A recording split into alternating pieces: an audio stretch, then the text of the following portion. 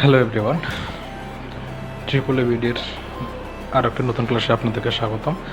আজকে আমরা দেখব স্টার ডেল্টা কনভারসেশন, কীভাবে আমরা ডেল্টা থেকে স্টার এবং স্টার থেকে ডেল্টায় রূপান্তর করতে পারি। তো আমরা অনেকে অনেক নিয়ম জানি, তো আজকে আমি আপনাদেরকে সবচেয়ে সহজ একটা পদ্ধতি দেখানোর চেষ্টা করব। তো প্রথমে আমি একটা ডেল্টা অ্যাড করে নেই,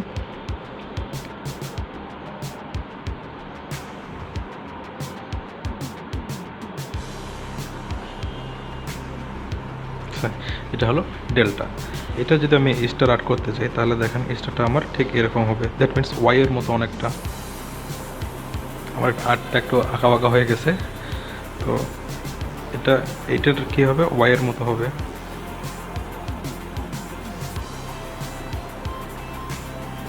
হ্যাঁ, তো এটার নাম দিলাম R1, এটা দিলাম R2, এটার নাম দিলাম R3। তো দেখেন এইটা নামকরণটা থেকে কিন্তু আমরা খুব সহজেই কনভার্টটা আমরা করতে পারবো। ডেল্টা থেকে স্টার বা স্টার থেকে ডেল্টাতে আমরা খুব সহজেই যেতে পারবো এই নামকরণটার মাধ্যমেই। তো একটা জিনিস চিন্তা করে দেখেন, এটা যদি আমি কাল্পনিকভাবে অ্যাড করি তো আমার এটা এরকম আসতেছে ওয়াইয়ের মতো। তাহলে দেখেন এই উপাংশটা আমার এই উপাংশটা কোনটা কোন দুইটা রেজিস্টারের মাঝখানে আছে, R1 এবং R2 মাঝখানে আছে। তার মানে এটার নাম দেবো আমি R1 R12।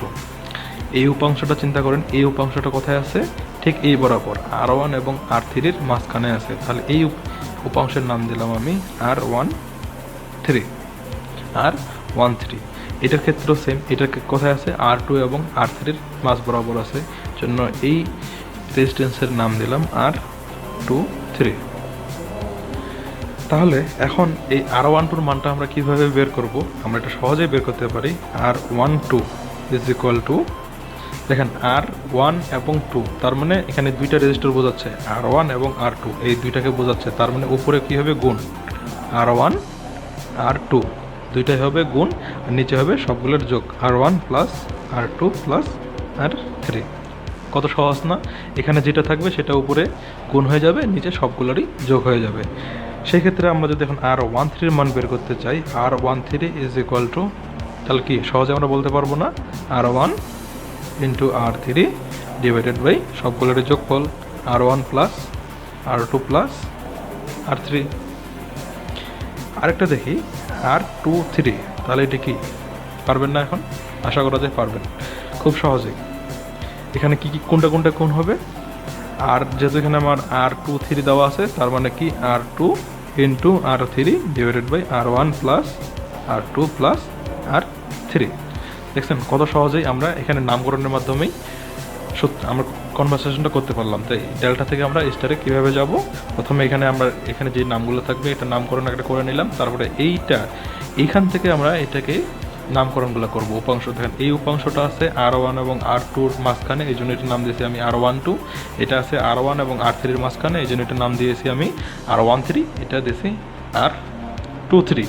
তো R12 মানটা আমরা কীভাবে বের করবো, যেহেতু এখানে R12, তার মানে R1 এবং R2 উপরে গুণ হবে, নিচে সবগুলোর যোগ। এখানে R13, তাহলে উপরে কি হবে, R1 এবং R3-র গুণ হবে, নিচে সবগুলোর যোগ। এখানে আছে R23, উপরে গুণ করব R2 এবং R3, নিচে সবগুলোর যোগ। এভাবে আমরা খুব সহজেই ডেল্টা থেকে স্টারে যেতে পারি।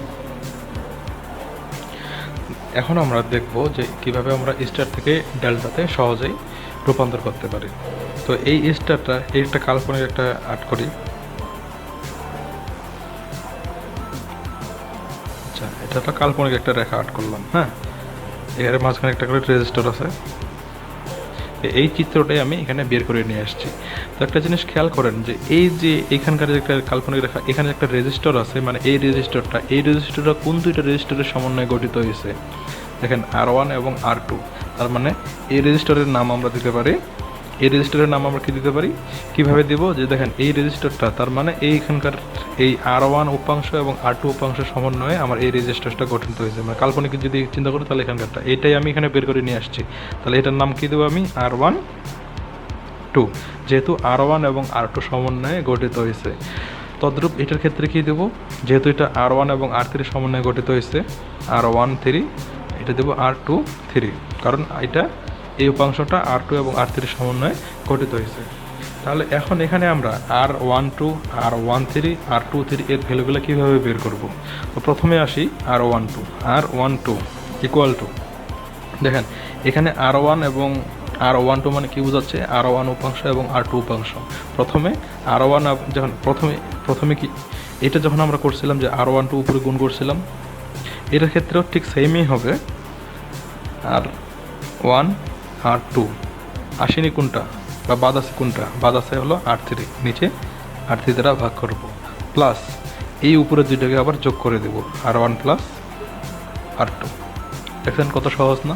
এটাকে আপনি এভাবে লিখতে পারেন যে প্রথমে আপনি আগে যোগ করবেন R1 প্লাস R2 প্লাস উপরে পরে গুণ করবেন R1 R2 ডিভাইডেড বাই যেটা আসেনি, যে উপাংশটা আসেনি মানে বাদ আছে সেই উপাংশটা দ্বারা ভাগ করতে হবে। অনেক সহজ না? এখন যদি আমি R13 যদি করি, তাহলে কি আমি উপরে আমাকে এখন আর দেখতেই হবে না, আমি এখান থেকে ডিরেক্ট করতে পারবো। এইটুক দেখেই আমি এদিকে লিখতে পারবো। এখানে কি আছে? R1 এবং R3, তাহলে R1 প্লাস R3 প্লাস দুইটা গুণ করবো উপরে R1 R3, আসেনি কোনটা? বাদ আছে কোনটা? R2, তাহলে R2 দ্বারা ভাগ। তদ্রূপ আমরা যদি R23 করি, R23 সহজে আমরা লিখতে পারবো। এদিকে আমার দেখার কোনো প্রয়োজনই হবে না, আমি যা শুধু এখানেই দেখবো। এখানে আমার কি আছে? R2 এবং R3 আছে, তাহলে কি R2 plus R3 plus R2 R3, বাকি আছে কোনটা? যেটা বাকি আছে সেটা দ্বারা ভাগ করতে হবে। এখানে বাকি আছে R1। তো এইভাবে আমরা এই নিয়মটা যদি আমরা মনে রাখতে পারি, যে তাহলে আমরা সহজেই স্টার থেকে ডেল্টা এবং ডেল্টা থেকে স্টারে কনভার্ট করতে পারবো। তো পরবর্তীতে স্টার ডেল্টার ম্যাথমেটিক্স নিয়ে আলোচনা করব। ততক্ষণে ভালো থাকবেন, ধন্যবাদ।